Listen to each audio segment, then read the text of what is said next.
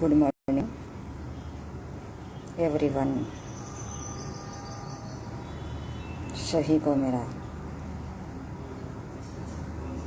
प्रणाम। मैं डॉक्टर सुशीला योगाचार्य चूरू से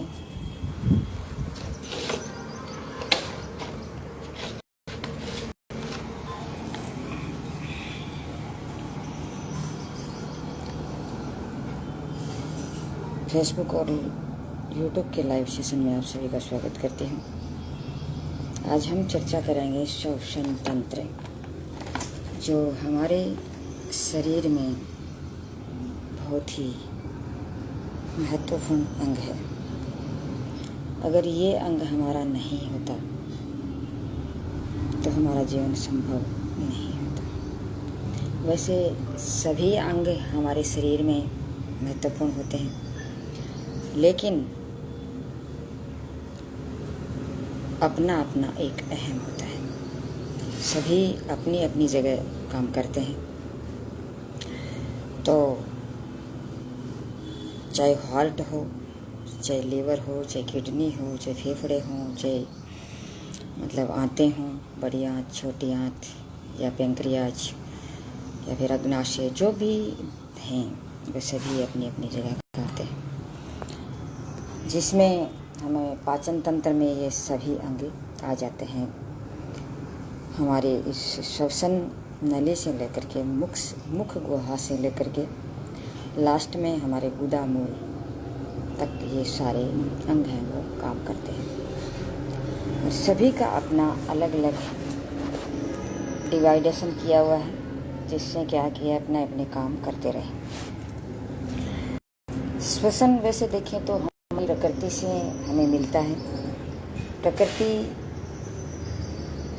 पेड़ों से हमें ऑक्सीजन मिलती है, और ये ऑक्सीजन है ये हमारे शरीर में श्वास के माध्यम से प्रवेश करती है, और फेफड़ों में जा के जो फेफड़ों के सारे जो अंग हैं उस अंग में जा कर के अपना क्रिया करती है, और वहाँ से मतलब कार्बन डाइऑक्साइड बाहर निकाल दी जाती है, और ऑक्सीजन है वो अपने प्रत्येक अंग, मतलब छोटे से छोटा अंग हमारा है कोशिका, उस कोशिका तक पहुंचा दिया जाता है। कोशिका में माइटोकॉन्ड्रिया है, वहाँ 38 एटीपी के माध्यम से एक ग्लूकोज का निर्माण होता है।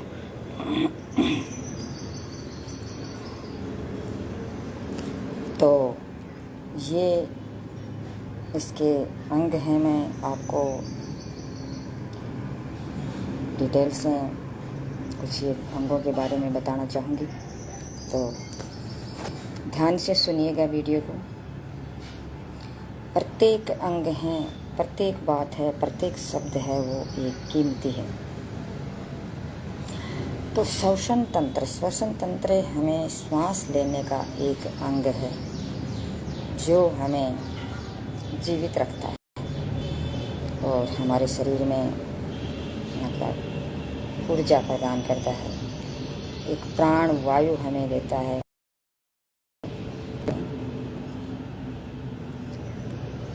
जीने में या जीवित रहने में सहायक होता है। तो और विशेष तौर से इसमें ऑक्सीजन है वो महत्वपूर्ण मानी गई है। ऊर्जा और ऊष्मा इसमें देने का काम होता है, और ये अपचयी क्रिया है, जिसे हम कैटाबॉलिक कहते हैं। श्वसन के अंग कौन कौन से हैं? बहुत सारे अंग हैं, जिसके बारे में भी मैं आपको चर्चा करूंगी। वैसे देखें तो जैसे स्तनधारी जीव हैं, उसमें क्या है कि फेफड़े वो क्या करते हैं, स्तनधारी जीव होते हैं। स्तनधारी जैसे मानव भी है, और जैसे मतलब दूध निकालते हैं कोई नहीं है, जिसके स्तन हैं वो स्तनधारी कहा जाता है।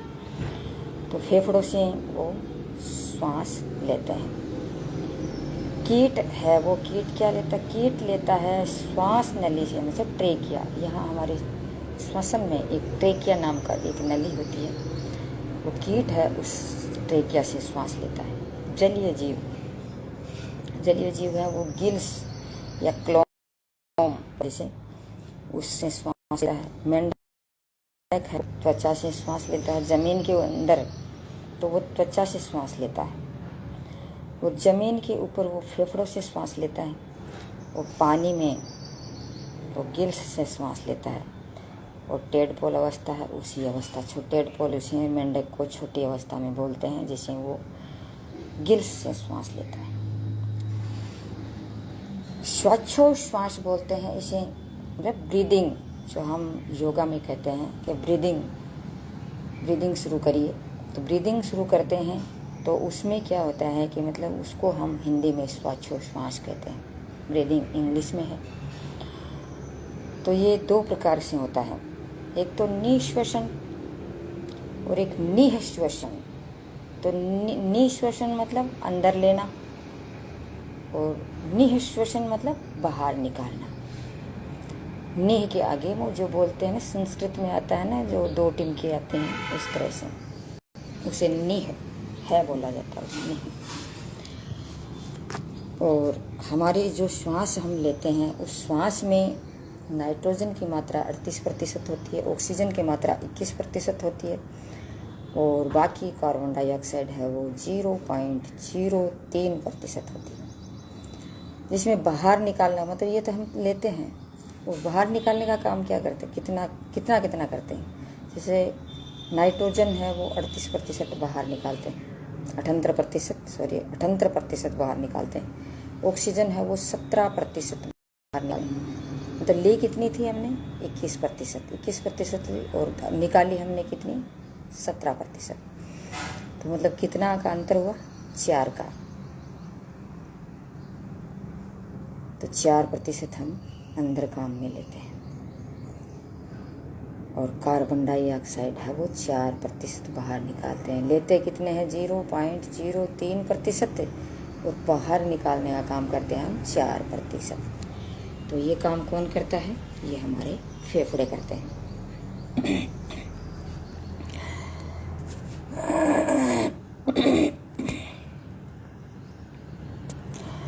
और फिर श्वसन मार्ग क्या होता है। श्वसन मार्ग वो है जिस मार्ग में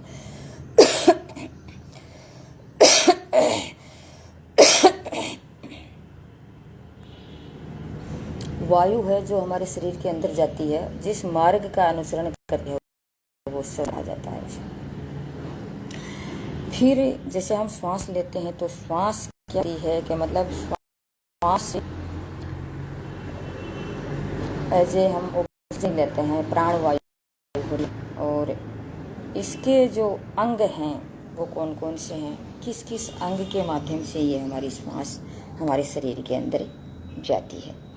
तो सबसे पहले ये मतलब हमारे नासा छिद्र, हमारे नाक से ये नासा छिद्र होते हैं, 2 नासिका पुट होते हैं। इस नासिका पुट के अंदर छोटे रोम्स होते हैं, बाल होते हैं, और छोटे छोटे बाल होते हैं। वो उसका भी कोई लॉजिक होता है।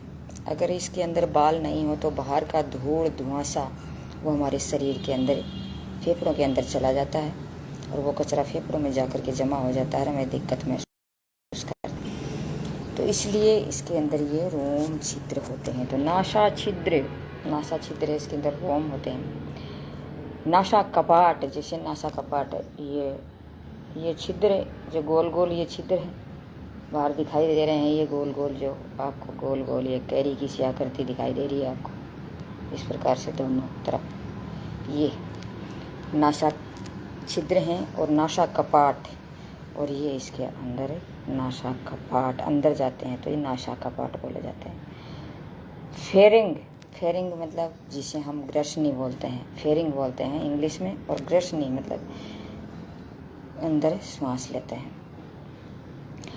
लेरिंग स्वरतंत्र होता है, लेरिंग होता है स्वरतंत्र। ट्रेकिया जो श्वास नली बोलते हैं, जिसे मतलब कीट जिससे श्वास लेते हैं। ब्रोंकाई जो श्वास नली होती है, सॉरी ब्रोंकाई हमारे ट्रेकिया के बाद में हमारी ये श्वसन तंत्र का एक भाग है ब्रोंकाई।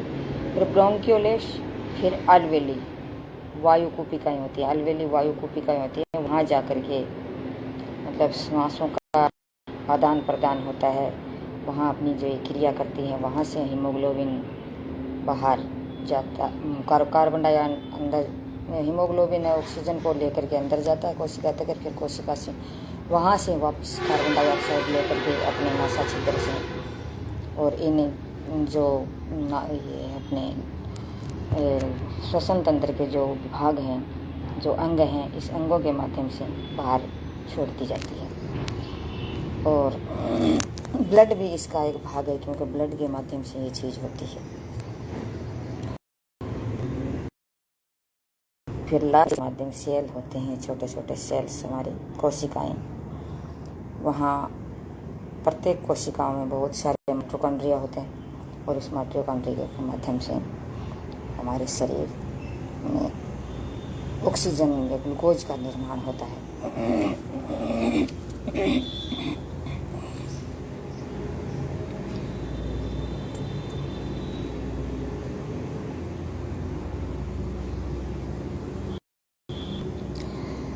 और इसमें जो हमारे जो फेफड़े की जो मतलब एक झिल्ली होती है, फेफड़े के बाहर, उस झिल्ली को हम क्या कहते हैं, उस झिल्ली का नाम होता है प्लूरा मेम्ब्रेन। इसे प्लूरा मेम्ब्रेन बोलते हैं। और इसमें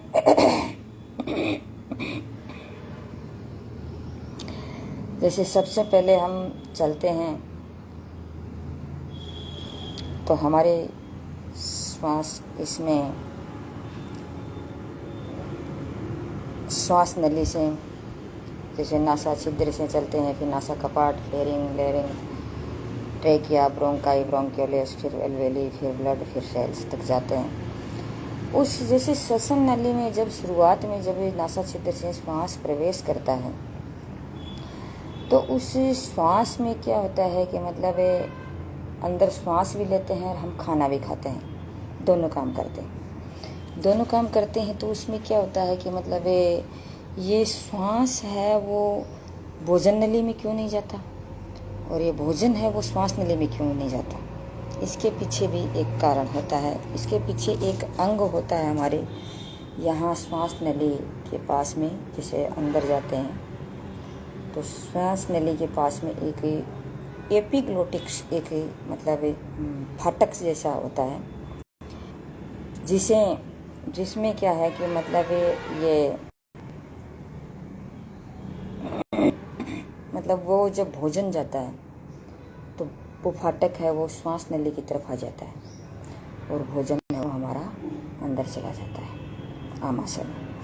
और जब हमें श्वास लेना होता है, श्वास लेते हैं तो वो फाटक भोजन नली की तरफ चला जाता है और श्वास का जो द्वार है वो खुला छोड़ देता है, तो हमारा श्वास है वो ऊपर चला जाता है।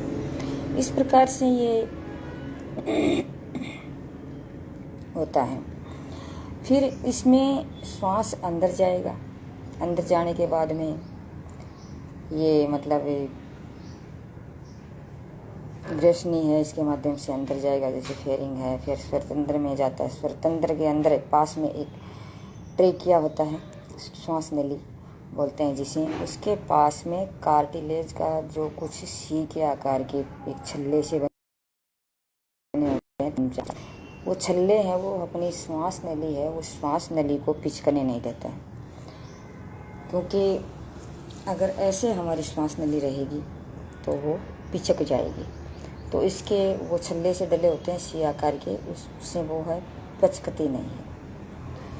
फिर क्या है कि ये अपनी क्रिया अंदर है, फिर ब्रोंकाई, ब्रोंकियोलेस, पहले ब्रोंकाई,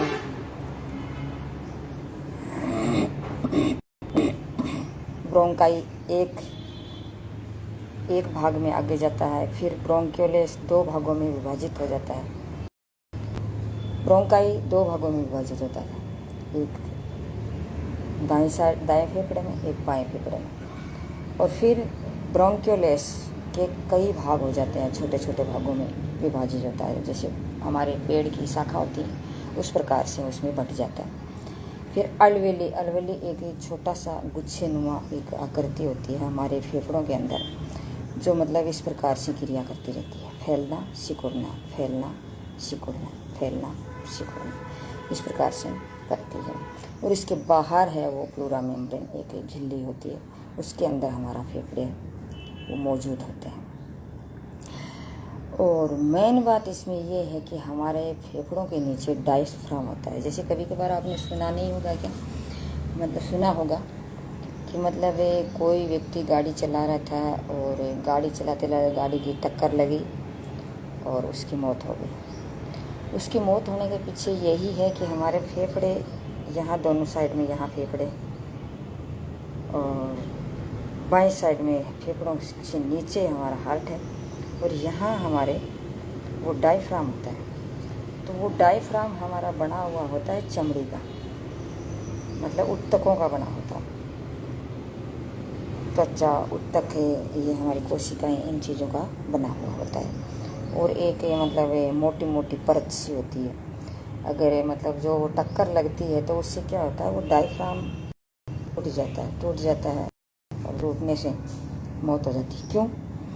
क्योंकि मतलब डायफ्राम है हमारे शरीर में ऊपर, जैसे मतलब हमारे फेफड़े, हम श्वास लेते हैं तो वो डायफ्राम नीचे जाता है, श्वास छोड़ते हैं तो डायफ्राम ऊपर आता है। तो इस प्रकार से डायफ्राम ऊपर नीचे हमारे फेफड़ों को धकेलने का काम करता है। और अगर यही टूट जाता है तो व्यक्ति की मौत निश्चित है। तो इसलिए वो डायफ्राम है, उससे व्यक्ति की मौत है, टूटने से व्यक्ति की मौत हो जाती है। महिलाओं में क्या होता है कि जैसे जब बच्चा पेट में होता है, बच्चा पेट में होने की वजह से डायफ्राम काम नहीं करता है, क्योंकि डायफ्राम मतलब बच्चा पेट में होने की वजह से, और वो डायफ्राम है जो ऊपर की तरफ है, फेफड़ों की तरफ पूरा धकेला जाता है और नीचे पूरे पेट में बच्चा आ जाता है। जैसे मतलब गर्भा से बड़ा होगा, उसका आकार बढ़ेगा तो वो ऊपर की तरफ से आ जाएगा, हमारा डायफ्राम ऊपर आ जाएगा। तो वो डायफ्राम से सांस लेने में कामयाब नहीं हो पाएगी। इसलिए उसकी जो बत्ता बोलते हैं, जिसे पसलियाँ बोलते हैं, वो पसलियाँ हैं वो श्वास का काम करती हैं।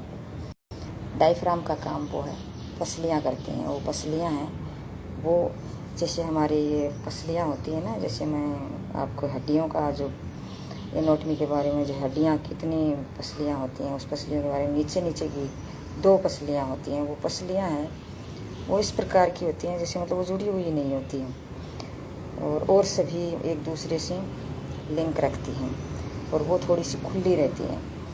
तो वो पसलियाँ हैं ना, वो मतलब इसका श्वास काम करती हैं, श्वास लेने का काम करती हैं।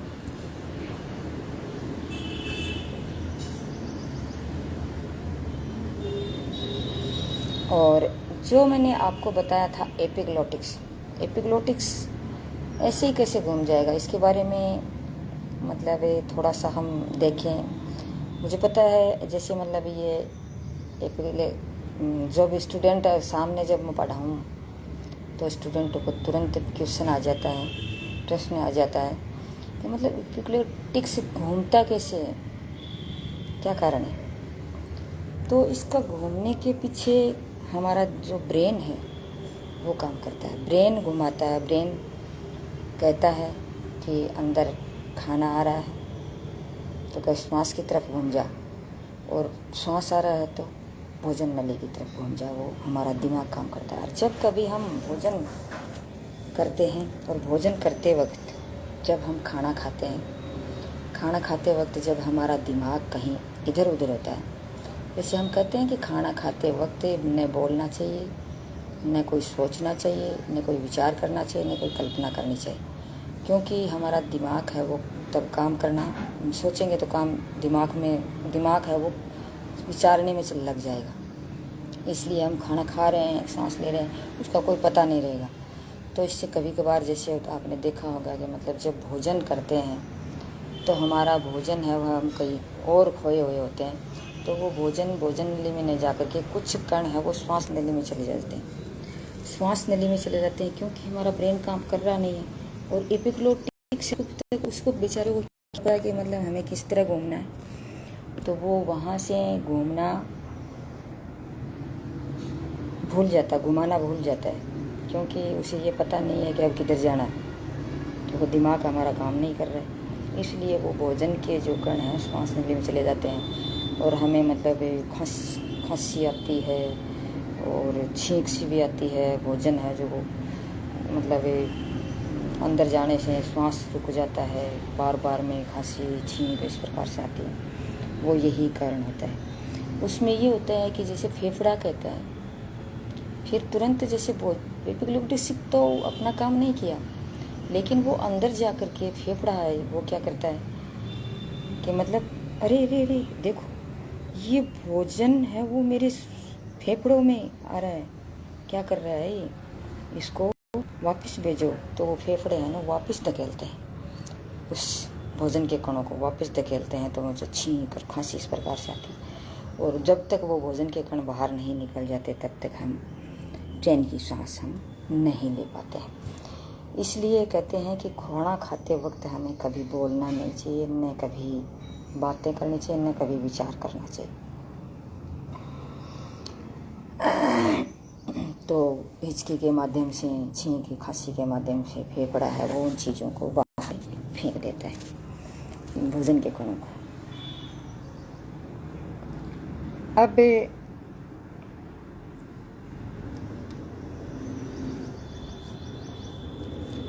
चलते हैं हम, जैसे हमारा श्वास है सब अपने अंगों के माध्यम से, एपिग्लोटिक्स है उसके माध्यम से, जैसे जिस प्रकार से भोजन जाना है, श्वास जाना है, उसको घुमा देगा वो, फिर अंदर चला जाता है।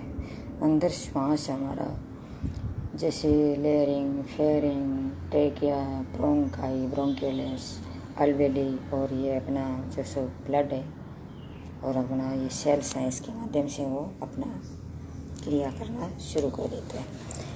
तो जब वो अलवेली में जाता है, अलवेली में ब्लड होता है और उस ब्लड को होता है जिसमें हीमोग्लोबिन होता है, और ब्लड का लाल रंग है वो भी हमारे हीमोग्लोबिन की वजह से ही होता है। और इस हीमोग्लोबिन का काम क्या है, गैसों का आदान प्रदान करना। गैस है वो आदान प्रदान करता है, जैसे हीमोग्लोबिन कार्बन डाइऑक्साइड को इसको हमारे श्वास नली के माध्यम से, हमारे नासा छिद्र के माध्यम से और हमारे पूरे श्वास को कार्बन डाइऑक्साइड बाहर निकाल देता है और ऑक्सीजन अंदर ग्रहण कर लेता है। ये अंदर तो हम लेते हैं, लेकिन अलवेली में जाकर के इनकी क्रिया होती है।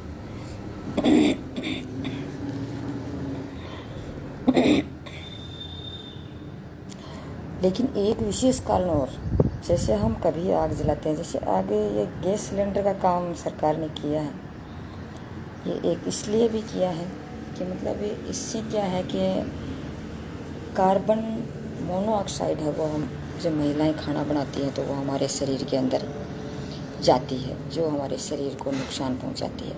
ऑक्सीजन की जगह वो चली जाती है और ऑक्सीजन जाती नहीं है, क्योंकि हीमोग्लोबिन का साला का ये मतलब एक विशेष काम होता है कि वो ऑक्सीजन की जगह है कार्बन मोनोऑक्साइड को जल्दी ग्रहण करता है, और उसको ग्रहण करते ही वो अंदर जाती है और ऑक्सीजन जाती नहीं है, तो व्यक्ति की तुरंत मौत हो सकती है, क्योंकि उसका कार्बन मोनोऑक्साइड से ज़्यादा प्रेम होता है हीमोग्लोबिन का, और वो शरीर में धुआं लेके चले जाता है और वहाँ जाकर के उस धुएं से ज़्यादा अगर हो गया तो व्यक्ति की मौत हो जाती है। इसलिए सिलेंडर की व्यवस्था तब की गई है गैस चूल्हे की। और श्वसन, हमारे फेफड़े में श्वसन दो जगह होता है, एक तो फेफड़े में जो बाह्य श्वसन है, और आंतरिक श्वसन भाई फेफड़ों में होता है वो तो बाह्य श्वसन। आंतरिक श्वसन है जो हमारी कोशिकाओं में होता है, माइटोकॉन्ड्रिया में, कोशिकाओं के माइटोकॉन्ड्रिया में होता है।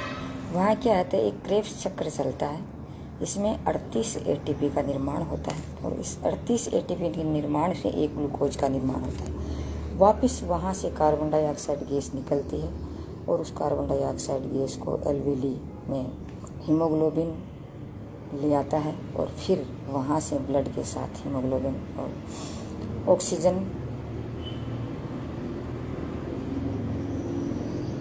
अंदर ले जाता है। इस प्रकार से ये क्रेब्स चक्र चलता रहता है हमारी कोशिका के अंदर।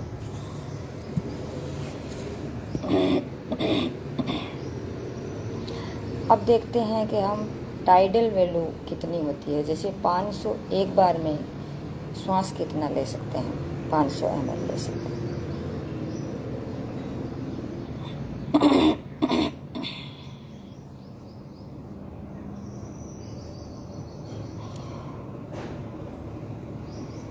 और जिसकी श्वास हम ज़्यादा से ज़्यादा खींचेंगे, जिसके फेफड़ों की क्षमता ज़्यादा अच्छी होगी, वो ज़्यादा से ज़्यादा श्वास लेंगे, ऑक्सीजन लेंगे, तो वो ज़्यादा स्वस्थ भी रहेंगे।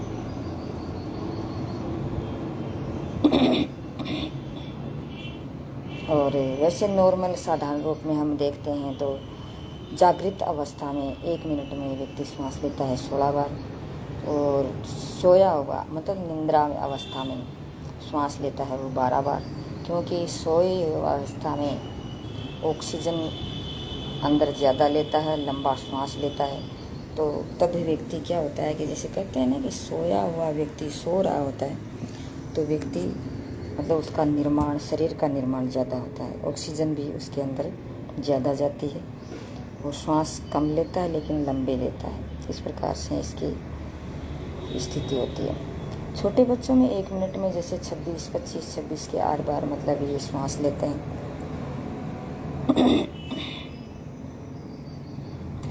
और पहाड़ पर जाते हैं तो ऑक्सीजन सिलेंडर हमें साथ में ले जाना पड़ता है। उसमें क्या होता है, ऑक्सीजन के साथ है वो नाइट्रोजन मिली हुई होती है। और समुद्र में जाते हैं तो ऑक्सीजन के साथ है वो नाइट्रोजन मिली हुई होती है। और 300 से ज़्यादा गहराई में समुद्र में जाते हैं तो ऑक्सीजन के साथ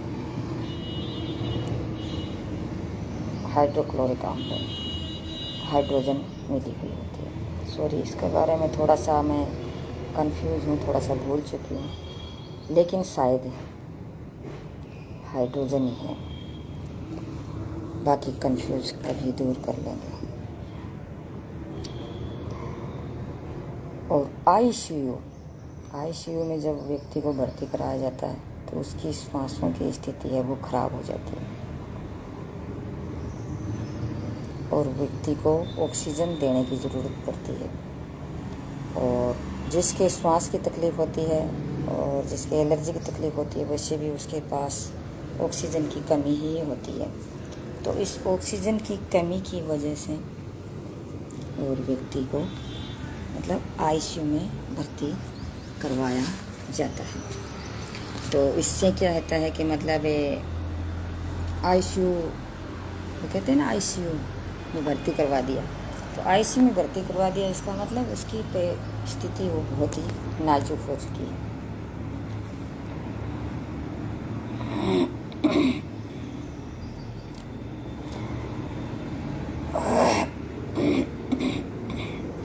क्योंकि उसके अंदर श्वास नाक के द्वारा श्वास नली लगाई, एक नली लगाई जाती है, उसमें ऑक्सीजन लगाई जाती है और वो अंदर छोड़ी जाती है। और उसमें क्या होता है, आईसीयू में तो व्यक्ति श्वास खुद ले लेता है, लेकिन जब व्यक्ति वेंटिलेटर पर चला जाता है, वेंटिलेटर पर जाने का मतलब वो श्वास खुद नहीं ले पा रहा है मरीज, और उस मशीन होती है एक श्वास को धकेलने की, जो जिसे वेंटिलेटर कहते हैं, वो क्या है कि मतलब उसमें और श्वास को धकेलते हैं।